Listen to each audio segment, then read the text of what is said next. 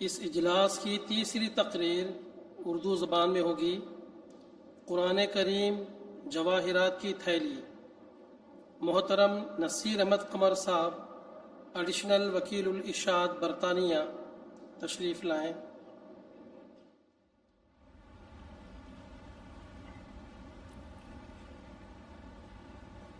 اشہد ان لا الہ الا اللہ وحدہ لا شریک لہ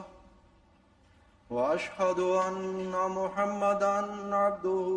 ورسولہ اما بعد فاعوذ باللہ من الشیطان الرجیم بسم اللہ الرحمن الرحیم۔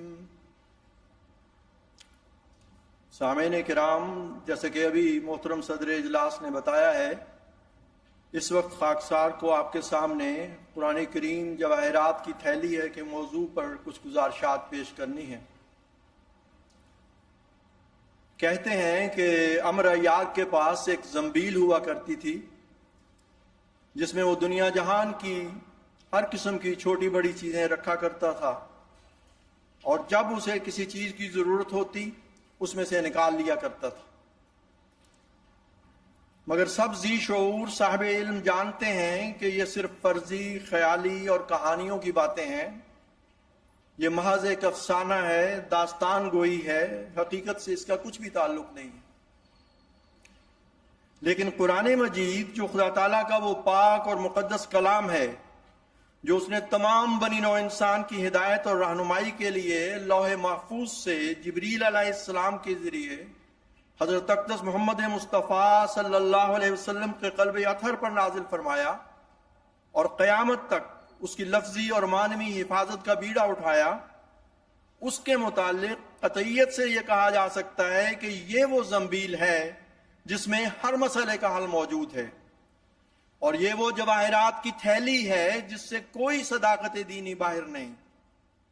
اور یہ ایک ایسی تعلیم کامل ہے جو تمام انسانی ضرورتوں کو جو خدا تعالیٰ تک پہنچنے کے لیے پیش آتی ہیں پوری کرتی۔ ہست قرآن در رہے دیں رہنما، در ہمہ حاجات دیں حاجت روا۔ قرآن کریم دین کے راستے کا رہنما ہے اور مذہب کی سب ضروریات کو پورا کرنے والا ہے۔ اس میں ہر رنگ و نسل سے تعلق رکھنے والے تمام بنی نوع انسان کے لیے، خواہ وہ مشرق میں رہنے والے ہیں یا مغرب میں، وہ شمال کے باسی ہیں یا جنوب کے، ان سب کے لیے قرآن مجید میں ایسی تعلیمات اور وصایا اور علمی و عملی ہدایت اور رہنمائی موجود ہے جس کو اپنا کر اور جس پر عمل پیرا ہو کر دین و دنیا کے ہم و غم اور مشکلات سے نجات اور ہر دو جہان کی حسنات و ترقیات اور کامیابیوں اور کامرانیوں کو حاصل کیا جا سکتا ہے۔ قرآن کریم جواہرات کی تھیلی ہے کہ عنوان میں سب سے اہم لفظ قرآن کریم ہے۔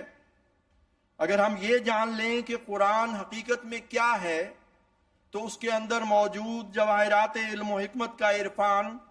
اور ان کی اہمیت اور عظمت کی پہچان اور ان سے استفادہ بہت آسان ہو جائے گا۔ حضرت اقدس مسیح موعود علیہ السلام اور آپ کے خلفائے کرام نے اپنے خطبات و خطابات اور تحریرات و فرمودات میں قرآن کریم کی عظمت و شان اور اس کے جواہرات علم و عرفان پر بڑی تفصیل سے روشنی ڈالی ہے، اور یہ پرمعارف مضامین ہزارہا صفحات پر پھیلے ہوئے ہیں۔ اس وقت خاکسار ان میں سے صرف چند جملے، چند اقتباسات آپ کی خدمت میں پیش کرے گا جن سے آپ اندازہ لگا سکیں گے کہ قرآن کریم جواہرات علم و عرفان کا کس قدر عظیم خزانہ ہے۔ سو واضح ہو کہ قرآن کریم خدائے علیم و حکیم کا وہ کلام ہے کہ انزلہ بعلمہ، جسے اس نے اپنے علم کامل پر مشتمل اتارا ہے۔ قرآن مجید کے آغاز میں ہی سورۃ البقرہ کی ابتدا میں اللہ تعالیٰ فرماتا ہے، الف لام میم ذالک الکتاب لا ریب فیہ ھدی للمتقین، یعنی نازل کنندہ اس کتاب کا میں ہوں جو علیم و حکیم ہوں، جس کے علم کے برابر کسی کا علم نہیں۔ یہ ایسی عظیم الشان اور عالی مرتبت کتاب ہے جس کی علت مادی علم الہی ہے۔ یہ کتاب اس ذات عالی صفات کے علم سے ظہور پذیر ہے جو اپنی ذات میں بے مثل و مانند ہے، جس کے علوم کاملہ و اسرار دقیقہ نظر انسانی کی حد جولان سے بہت بعید اور دور ہیں۔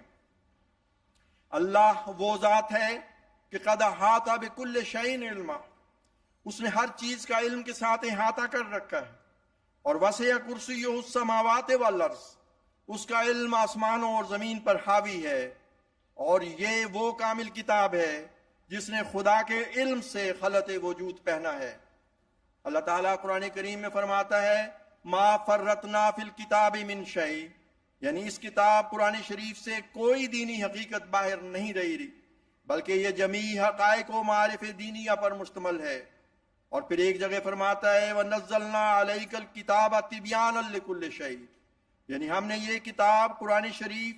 تمام علوم ضروریہ پر مشتمل نازل فرمائی ہے۔ اور پھر فرماتا ہے یتلو صحفا مطہرۃ فیہا کتب قیمہ، یعنی یہ قرآن شریف وہ پاک اوراق ہیں جن میں تمام اس آسمانی کتابوں کا مغز اور لب لباب بھرا ہوا ہے۔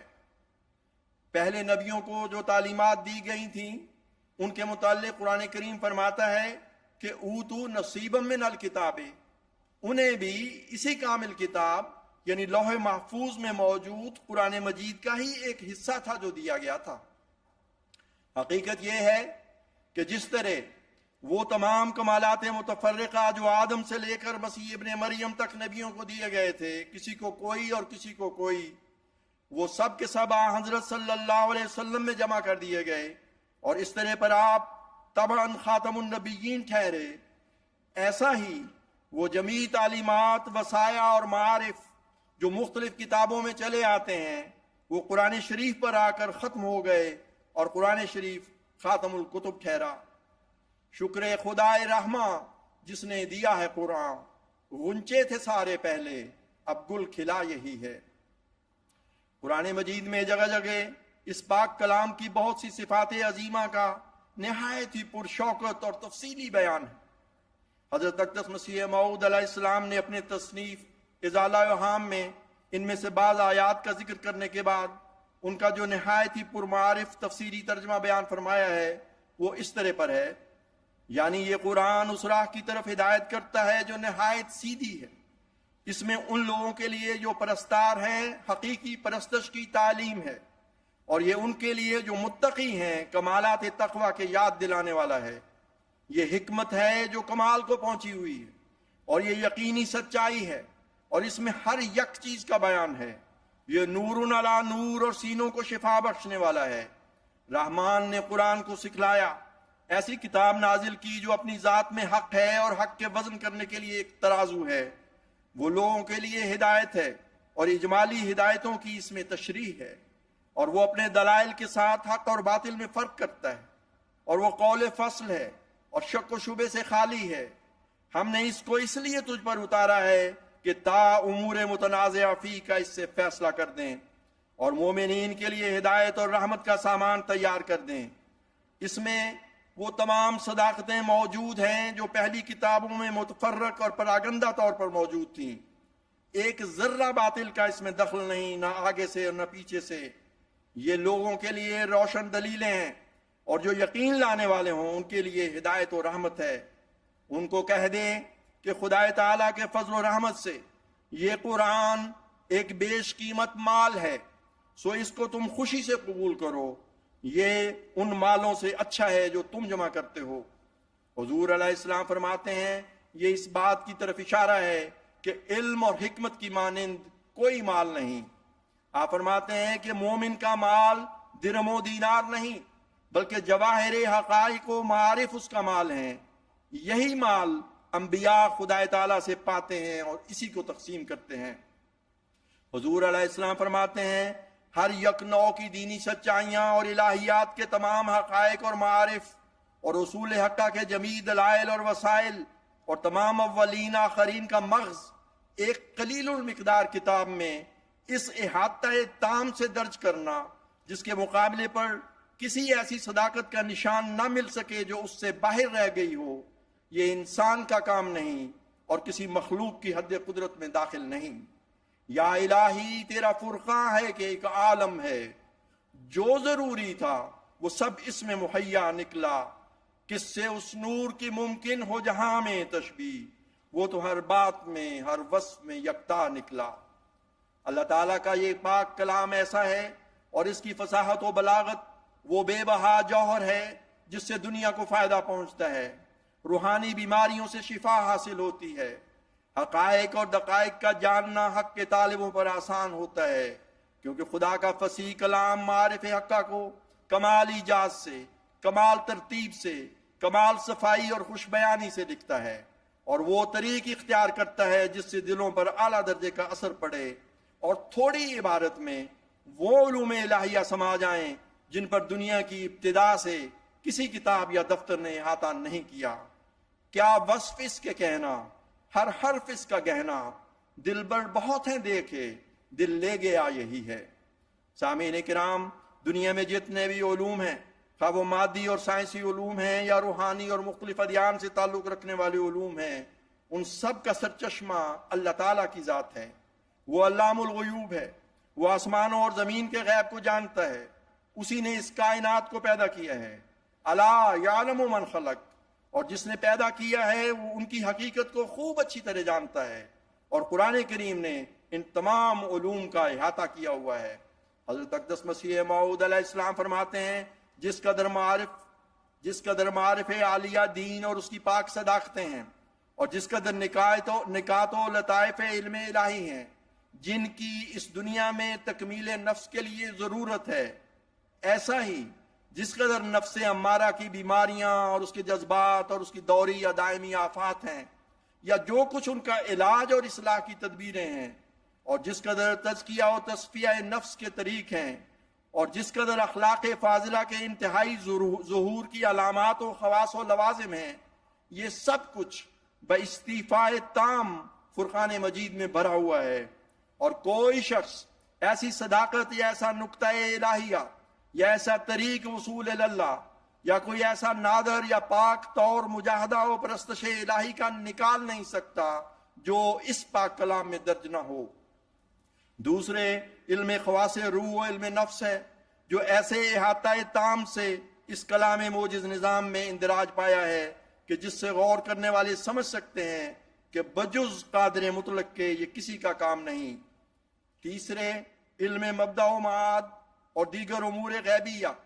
جو عالم الغیب کے کلام کا ایک لازمی خاصہ ہے، جس سے دلوں کو تسلی اور تشفی ملتی ہے، اور غیب دانی خدائے قادر مطلق کی مشہودی طور پر ثابت و متحقق ہوتی ہے۔ یہ علم اس تفصیل اور کثرت سے قرآن کریم میں پایا جاتا ہے کہ دنیا میں کوئی دوسری کتاب اس کا مقابلہ نہیں کر سکتی۔ اللہ تعالیٰ عالم الغیب و شہادہ ہے، اور اس کا علم زمان و مکان کی حدود سے بالا ہے۔ وہ کون و مکان اور زمانے کا خالق ہے،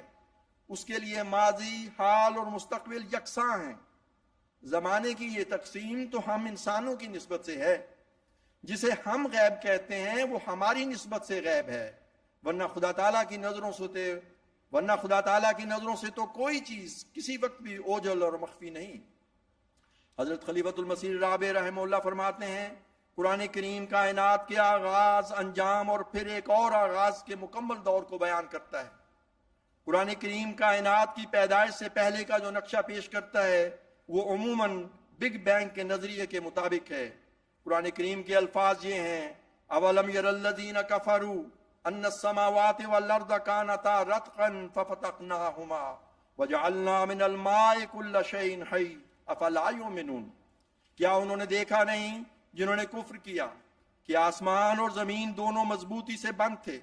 پھر ہم نے ان کو پھاڑ کر الگ کر دیا، اور ہم نے پانی سے ہر جاندار چیز پیدا کی، تو کیا وہ ایمان نہیں لائیں گے؟ قرآن کریم اعلان کرتا ہے کہ یہ کائنات ابدی نہیں ہے، ایک وقت آئے گا کہ یہ عالم بہی کھاتوں کی طرح لپیٹ دیا جائے گا۔ فرماتا ہے، یوم نطوی السماء کطی السجل للکتب، جس دن ہم آسمان کو لپیٹ دیں گے جیسے دفتر تحریروں کو لپیٹتے ہیں۔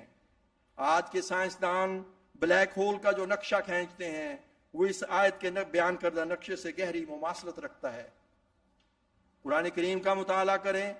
تو کائنات کی پیدائش جیسے قدیم ترین واقعات انسانی تصور میں یوں ابھرتے ہیں گویا وہ حال کا قصہ ہوں۔ اسی طرح مستقبل بعید میں کائنات کا صفحہ ہستی سے کسی نئے بلیک ہول میں گم ہو جانا بھی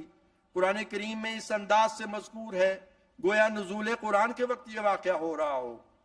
قرآن کریم انسانی زندگی کے آغاز اور اس کی ترقی کی منزل بمنزل تاریخ اور پیدائش انسانی کے مختلف مراحل کو جس وضاحت سے بیان کرتا ہے اس سے صاف پتہ چلتا ہے کہ قرآن کریم اس علیم و بصیر ہستی کی طرف سے نازل ہوا ہے جس کی نظر بیک وقت ازل اور ابد کی دونوں انتہاؤں پر ہے۔ قرآن کریم کے مطابق کائنات کے سکڑنے اور پھیلنے کا عمل ایک جاری عمل ہے۔ تخلیق کے آغاز اور اس کے انجام سے متعلق قرآنی نظریہ بلا شبہ غیر معمولی شان کا حامل ہے۔ اگر عصر حاضر کے کسی اعلیٰ تعلیم یافتہ انسان کو یہ باتیں الہاماً بتائی جاتی تو یہ بھی کچھ کم تعجب کی بات نہ ہوتی، لیکن یہ دیکھ کر انسان ورطہ حیرت میں ڈوب جاتا ہے کہ تخلیق کے ہمیشہ دہرائے جانے سے متعلق یہ اتنے ترقی یافتہ نظریات آج سے 1400 سال قبل صحرائے عرب کے امی صلی اللہ علیہ وآلہ وسلم پر بذریعہ وحی منکشف فرمائے گئے تھے۔ یہ بات ہمیشہ پیش نظر رہنی چاہیے کہ آسمانی صحائف سائنس کی نصابی کتب نہیں ہوتے، لہٰذا ان میں کسی سائنسی مضمون کا بیان اتفاقاً نہیں ہوتا۔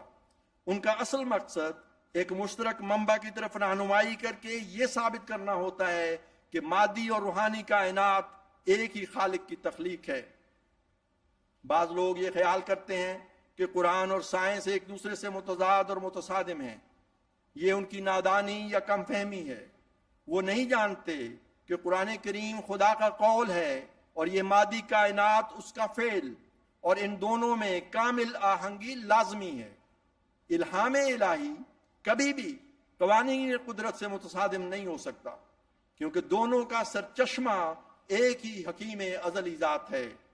قول و فعل حق زلال یقدیر، خدا کا قول اور اس کا فعل ایک ہی تالاب کے مصفہ پانی ہیں۔ حضرت اقدس مسیح موعود علیہ السلام فرماتے ہیں قرآن شریف خدا تعالیٰ کے اس قانون قدرت کی تصویر ہے جو ہمیشہ ہماری نظر کے سامنے ہے۔ یہ بات نہایت معقول ہے کہ خدا کا قول اور فعل دونوں مطابق ہونے چاہیے،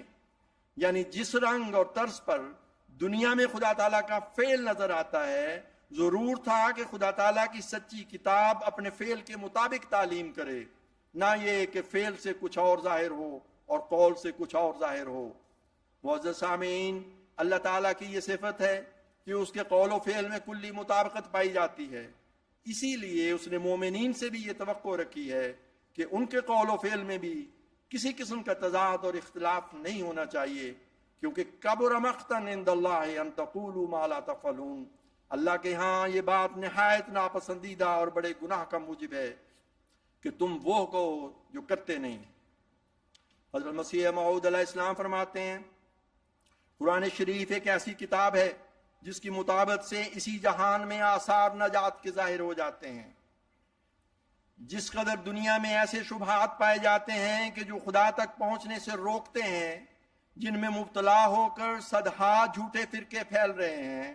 اور صدہا طرح کے خیالات باطلہ گمراہ لوگوں کے دلوں میں جم رہے ہیں، سب کا رد معقولی طور پر اس میں موجود ہے۔ اور جو تعلیم حقہ اور کاملہ کی روشنی ظلمت موجودہ زمانے کے لیے درکار ہے، وہ سب آفتاب کی طرح اس میں چمک رہی ہے، اور تمام امراض نفسانی کا علاج اس میں مندرج ہے، اور تمام معارف حقہ کا بیان اس میں بھرا ہوا ہے، اور کوئی دقیقہ علم الہی نہیں کہ جو آئندہ کسی وقت ظاہر ہو سکتا ہے اور اس سے باہر رہ گیا ہو۔ آپ فرماتے ہیں اس کی کامل مطابقت دل کو ایسا صاف کر دیتی ہے کہ انسان اندرونی آلودگیوں سے بالکل پاک ہو کر حضرت اعلیٰ سے اتصال پکڑ لیتا ہے، اور انوار قبولیت اس پر وارد ہونے شروع ہو جاتے ہیں، اور عنایات الہیہ اس قدر اس پر احاطہ کر لیتی ہیں کہ جب وہ مشکلات کے وقت دعا کرتا ہے تو کمال رحمت اور لطافت سے خداوند کریم اس کا جواب دیتا ہے، اور الہام الہی بارش کی طرح اس پر برستا ہے۔ اور یہ سب نعمتیں کسی راہبانہ محنت اور ریاضت پر موقوف نہیں، بلکہ صرف قرآن شریف کے کامل اتباع سے دی جاتی ہیں۔ سامعین کرام، قرآن شریف حق کے طالبوں کو صرف جواہرات علم و حکمت سے ہی مالا مال نہیں فرماتا، بلکہ جو لوگ اس کی تعلیمات کو اپنی زندگی کا حصہ بنا لیتے ہیں اور اس کے حکموں کے مطابق اپنی زندگیوں کو گزارنے کا عزم کر لیتے ہیں، وہ صرف مادی اور دنیاوی لحاظ سے ہی حقیقی امن اور راحت کو حاصل نہیں کرتے، بلکہ اس کی روحانی برکات اور پاک تاثیرات سے بھی حصہ پاتے ہیں۔ قرآن کریم کی پاک تاثیرات و برکات روحانیہ کا ذکر کرتے ہوئے حضرت اقدس مسیح موعود علیہ السلام فرماتے ہیں، یہ بات کسی سمجھدار پر مخفی نہیں ہوگی کہ حضرت صلی اللہ علیہ وسلم کا ذات بوم ایک محدود جزیرہ نما ملک ہے جس کو عرب کہتے ہیں، جو دوسرے ملکوں سے ہمیشہ بے تعلق رہ کر گویا ایک گوشہ تنہائی میں پڑا رہا ہے۔ اس ملک کا حضرت صلی اللہ علیہ وسلم کے ظہور سے پہلے بالکل وحشیانہ اور درندوں کی طرح زندگی بسر کرنا اور دین اور ایمان اور حق اللہ اور حق العباد سے بے خبر محض ہونا اور سینکڑوں برسوں سے بت پرستی اور دیگر ناپاک خیالات میں ڈوبے چلے آنا اور عیاشی اور بدمستی اور شراب خواری اور قمار بازی وغیرہ فسق کے طریقوں میں انتہائی درجے تک پہنچ جانا اور چوری اور قزاقی اور خون ریزی اور دختر کشی اور یتیموں کا مال کھا جانے اور بیگانہ حقوق دبا لینے کو کچھ گناہ نہ سمجھنا، غرض ہر یک طرح کی بری حالت اور ہر یک نوع کا اندھیرا اور ہر قسم کی ظلمت و غفلت عام طور پر تمام عربوں کے دلوں پر چھائی ہونا ایک ایسا واقعہ مشہور ہے کہ کوئی متعصب مخالف بھی بشرطے کہ کچھ واقفیت رکھتا ہو اس سے انکار نہیں کر سکتا۔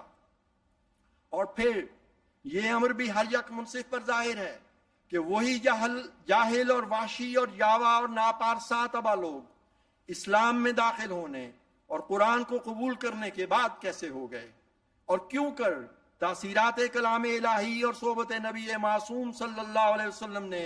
بہت ہی تھوڑے عرصے میں ان کے دلوں کو یک لخت ایسا مبدل کر دیا کہ وہ جہالت کے بعد معارف دینی سے مالا مال ہو گئے اور محبت دنیا کے بعد الہی محبت میں ایسے کھوئے گئے کہ اپنے وطنوں، اپنے مالوں، اپنے عزیزوں، اپنی عزتوں، اپنی جان کے آراموں کو اللہ جل شانہ کے راضی کرنے کے لیے چھوڑ دیا۔ وہ کیا چیز تھی جو ان کو اتنی جلدی ایک عالم سے دوسرے عالم کی طرف کھینچ کر لے گئی؟ وہ دو ہی باتیں تھیں، ایک یہ کہ وہ نبی معصوم اپنی قوت قدسیہ میں نہایت ہی قوی الاثر تھا، ایسا کہ نہ کبھی ہوا اور نہ ہوگا۔ دوسری، خدا قادر مطلق حی و قیوم کے پاک کلام کی زبردست اور عجیب تاثیریں تھیں کہ جو ایک گروہ کثیر کو ہزاروں ظلمتوں سے نکال کر نور کی طرف لے آئیں۔ بلا شبہ یہ قرآنی تاثیریں خارق عادت ہیں، کیونکہ کوئی دنیا میں بطور نظیر نہیں بتلا سکتا کہ کبھی کسی کتاب نے ایسی تاثیر کی۔ کون اس بات کا ثبوت دے سکتا ہے کہ کسی کتاب نے ایسی عجیب تبدیل و اصلاح کی جیسی قرآن شریف نے کی؟ قرآن کتاب رحمہ، سکھلائے راہ عرفاں، جو اس کے پڑھنے والے ان پر خدا کے فیضاں، ان پر خدا کی رحمت جو اس پہ لائے ایمان ہے، چشمہ ہدایت جس کو ہو یہ عنایت، یہ ہیں خدا کی باتیں ان سے ملے ولایت، یہ نور دل کو بخشے دل میں کرے سرایت۔ اس جگہ ایک سوال پیدا ہوتا ہے کہ اگر قرآن واقعی جواہرات علم و حکمت سے معمور ہے اور انسان کو دینی اور دنیاوی، مادی اور روحانی ترقیات و حسنات بخشنے والا اور اندھیروں سے نور کی طرف لے جانے والا اور امن و سلامتی کا علمبردار اور ہر قسم کے فسق و فجور سے نجات دینے والا اور تقوی اور راستی کو قائم کرنے والا اور پاکیزہ اخلاق اور اعلیٰ روحانی مدارج تک پہنچانے والا ہے، تو پھر آج دنیا میں بسنے والے کروڑوں مسلمان جو قرآن پر ایمان کا دعویٰ رکھتے ہیں کیوں جہالت کی تاریکیوں میں ٹھوکریں کھاتے اور ضلالت و گمراہی کی اتھاہ گہرائیوں میں پڑے ہوئے ذلت اور پستی کا شکار ہیں؟ ان کا معاشرہ، ان کے ممالک اخلاقی گراوٹ میں مبتلا ہیں، امن و امان کی جگہ شر اور فساد نے لی ہوئی ہے۔ ان کے ہاں جو شخص سب سے زیادہ شریر ہو وہی سب سے زیادہ لائق سمجھا جاتا ہے۔ طرح طرح کی ناراستی، بددیانتی، حرام کاری، دغا بازی، دروغ گوئی اور نہایت درجہ کی روبہ بازی اور لالچ سے بھرے ہوئے منصوبے اور بدذاتی سے بھری ہوئی خصلتیں پھیلتی جا رہی ہیں اور نہایت بے رحمی سے ملے ہوئے کینے اور جھگڑے ترقی پر ہیں اور جذبات بہیمیہ اور سبیہ کا ایک طوفان اٹھا ہوا ہے۔ کیا قرآن کا فیضان علم و عرفان صرف ماضی تک ہی محدود تھا؟ کیا قرآن پاک کی تاثیرات و برکات کا زمانہ گزر چکا اور اب یہ اپنی ان تمام اعلیٰ خصوصیات سے نعوذ باللہ محروم اور خالی ہو چکا ہے؟ سو واضح ہو کہ اس سوال کا جواب بھی پہلے سے ہی قرآن کریم میں دیا جا چکا ہے۔ اللہ تعالیٰ نے پہلے سے یہ بتا دیا تھا کہ ایک وقت امت مسلمہ پر ایسا آئے گا جب لوگ قرآن کو مہجور کی طرح کر دیں گے، اور حضرت صلی اللہ علیہ وسلم نے اپنی احادیث میں بڑی تفصیل سے اس کی وضاحت فرمائی تھی اور بتایا تھا کہ ایک وقت آئے گا کہ اسلام کا صرف نام باقی رہ جائے گا اور قرآن کے صرف حروف باقی رہ جائیں گے۔ لوگ قرآن پڑھیں گے تو صحیح، لیکن وہ ان کے حلق سے نیچے نہیں اترے گا۔ وہ قرآنی تعلیمات اور قرآنی اخلاق سے بے بہرا ہوں گے، اور اس وقت ان کے علماء آسمان کے نیچے بدترین مخلوق ہوں گے۔ حقیقت یہ ہے کہ مسلمانوں کی اس ناگفتہ حالت زار کا ذمہ دار قرآن نہیں، بلکہ اس کے ذمہ دار وہ خود ہیں۔ حضرت اقدس مسیح موعود علیہ السلام نے مختصر الفاظ میں اس کا کیا ہی حقیقت پسندانہ تجزیہ فرمایا ہے۔ آپ فرماتے ہیں مسلمانوں پہ تب ادبار آیا کہ جب تعلیم قرآن کو بھلایا۔ ایسے ہی پورا شوب زمانے کے لیے قرآن مجید میں سورہ جمعہ میں حضرت صلی اللہ علیہ وسلم کی آخرین میں روحانی بعثت ثانیہ کی پیشگوئی کی گئی تھی، اور حضرت صلی اللہ علیہ وسلم نے لو کان الایمان معلقا بالثریہ لنالہ رجل من فارس فرما کر یہ وضاحت فرما دی تھی کہ جب جہل اور بے ایمانی اور ضلالت، جو دوسری حدیثوں میں دخان کے ساتھ تعبیر کی گئی ہے،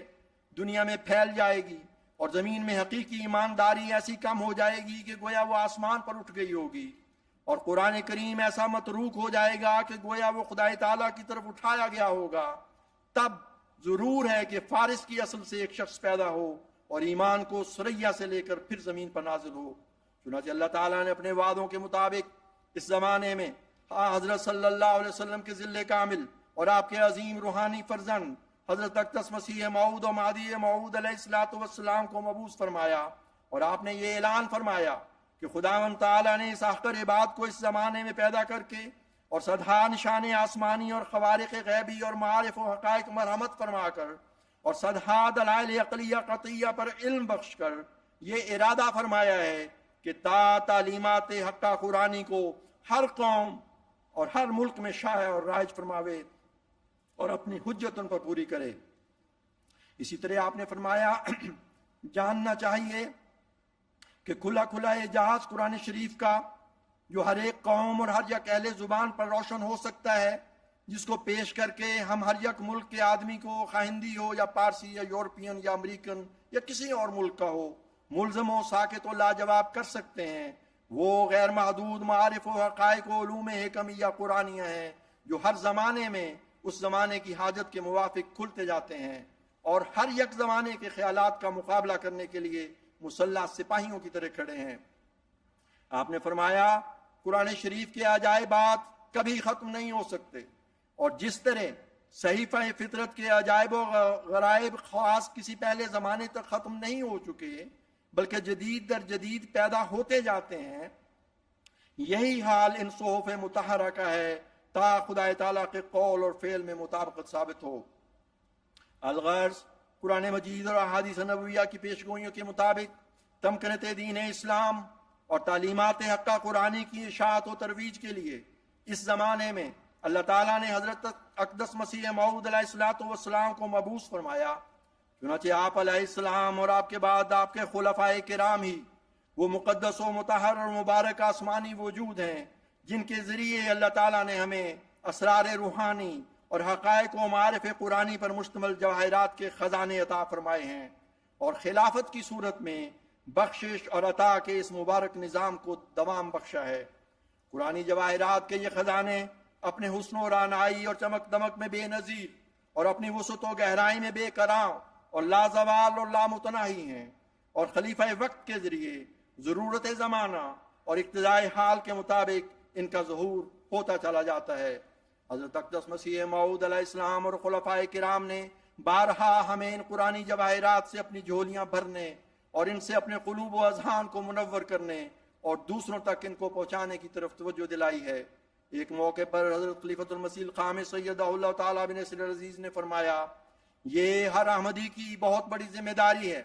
کہ دین کی ذاتی خوبیوں کو پیش کرنے کے لیے قرآن کریم کا علم حاصل کریں اور پھر اپنے نیک نمونے قائم کر کے دنیا کو اپنی طرف کھینچیں۔ آپ نے فرمایا یہ قرآن کریم ہے اور صرف قرآن کریم ہے جو امن اور سلامتی پھیلانے کی اور شدت پسندی کے خاتمے کی تعلیم دیتا ہے۔ یہ خوبصورت تعلیم دنیا میں پھیلانے کا کام سر انجام دینا ہر احمدی کی ذمہ داری ہے، اور اس ذمہ داری کی ادائیگی کے لیے ہر احمدی لڑکے لڑکی مرد عورت کو کوشش کرنی چاہیے۔ سب سے بڑی چیز اس مقصد کو حاصل کرنے کے لیے اللہ تعالیٰ سے خاص تعلق پیدا کرنا ہے، اس کے آگے جھکنا ہے، اس کا تقوی اختیار کرنا ہے، اس کا تقوی اپنے دلوں میں پیدا کرنا ہے۔ سامعین کرام، حضرت صلی اللہ علیہ وسلم نے فرمایا تھا اکرموا حملۃ القرآن فمن اکرمہم فقد اکرمنی، قرآن پھیلانے والوں کی عزت کرو، جس نے ان کی عزت کی اس نے میری عزت کی۔ اسی طرح آپ نے فرمایا حامل القرآن حامل رایت الاسلام من اکرمہ فقد اکرم اللہ، قرآن کا حامل اسلام کا لمبردار ہے، جس نے اس کی عزت کی اس نے خدا کی عزت کی۔ امر واقعہ یہ ہے کہ اس زمانے میں حضرت اقدس مسیح موعود علیہ السلام اور آپ کے خلفائے کرام اور آپ کے مخلص و وفادار تقوی شعار سچے متبعین اور پیروکار ہی وہ سفرت کرام بررہ ہیں جن کے ہاتھوں میں خدا تعالیٰ نے دنیا بھر میں غلبہ اسلام اور قرآن کریم کی سچی خدمت اور اس کی عظمت کے اظہار کا علم تھمایا ہے۔ بس جیسا کہ حضور انور نے فرمایا ہے، ہم جو خلافت حقہ اسلامیہ احمدیہ سے وابستہ ہیں، ہم میں سے ہر ایک مرد و عورت کا یہ فرض ہے کہ حضرت اقدس مسیح موعود علیہ السلام اور آپ کے خلفائے کرام کی بیان فرمودہ آسمانی اور نورانی تفاسیر قرآنی کا بغور مطالعہ کر کے ان سے علمی و عملی طور پر مستفید ہو، اور حضرت خلیفۃ المسیح ایدہ اللہ کی بابرکت آسمانی قیادت میں دنیا کے ہر بر اعظم میں تلاوت آیات اور تزکیہ اور تعلیم کتاب و حکمت اور جواہرات قرآنی کی تقسیم کی جو عالی شان اور نہایت منظم مہم بڑی کامیابی سے جاری ہے، اس میں اپنا تن من دھن قربان کرتے ہوئے اور قرآن کا حربہ ہاتھ میں لے کر اس کے نور کو اپنے سینوں میں بسا کر حجت اور برہان اور زمینی و آسمانی نشانات اور الہی نصرت و تائیدات کے ساتھ صرف اپنے قول سے نہیں بلکہ اپنے عمل سے قرآنی تعلیمات کی حقانیت اور قرآنی برکات و تاثیرات کے تازہ بتازہ اور شیریں و خوشبودار ثمرات اور اس کے درخشندہ اور روشن جواہرات کو دنیا کے سامنے پیش کرتے ہوئے اس پاک کتاب کے زندہ کتاب ہونے اور اس کی عظمتوں پر عملی گواہ بنتے ہوئے بھرپور حصہ لیں، تا وہ وقت جلتا رہے جب تمام زمین انوار قرآنی سے اس طرح جگمگا اٹھے کہ ہر قسم کے ظلم اور ظلمات اور شر اور فساد کا ہمیشہ کے لیے خاتمہ ہو جائے۔ احمدی اٹھ کے وقت خدمت ہے، یاد کرتا ہے تجھ کو رب عباد، خدمتیں دی ہوئی ہے تیرے سپرد، دور کرنا ہے تو نے شر و فساد، تجھ پہ ہے فرض نصرت اسلام، تجھ پہ واجب ہے دعوت و ارشاد، فتح تیرے لیے مقدر ہے، تیری تائید میں ہے رب عباد۔ وآخر دعوانا الحمدللہ رب العالمین۔